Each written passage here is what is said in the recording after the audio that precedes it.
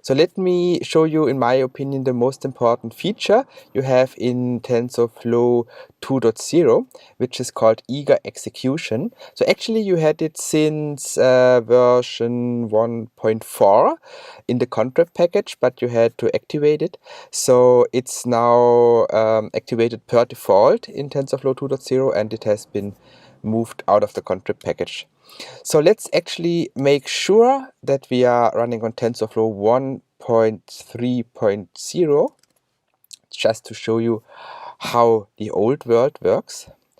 And we import NumPy as NP, and we create a TensorFlow constant.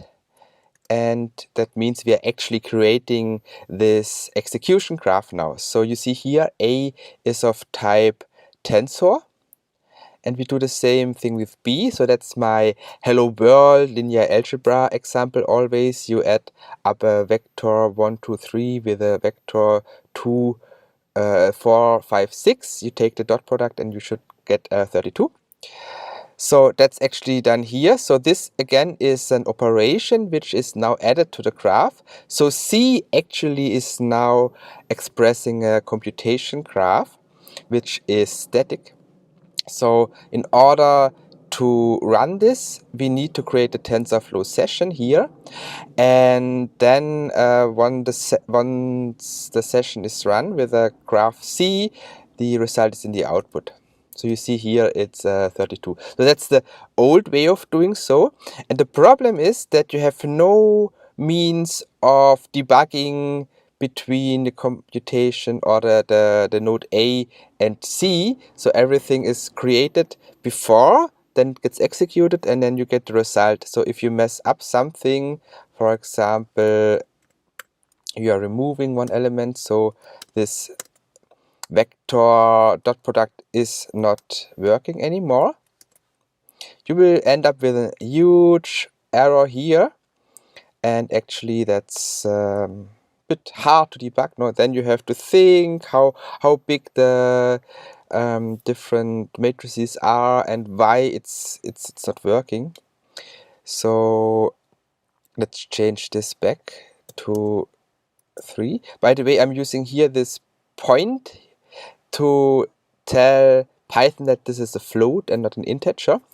The other way is you can specify the data type here as well, but I'm not doing that here. So now actually let's switch to the TensorFlow 2.0 alpha release.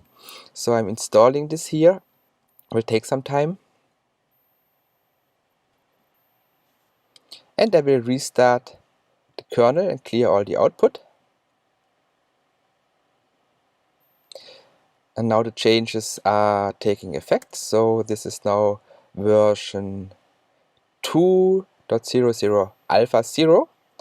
And again, I'm running the same code, but now you see here it's a eager tensor and not a tensor. So you are creating a different object. So this is now enabled by default on version 2.0. So if you are executing this line, you always get the eager tensor back.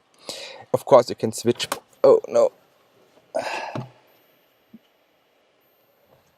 Of course, you can switch back to session mode.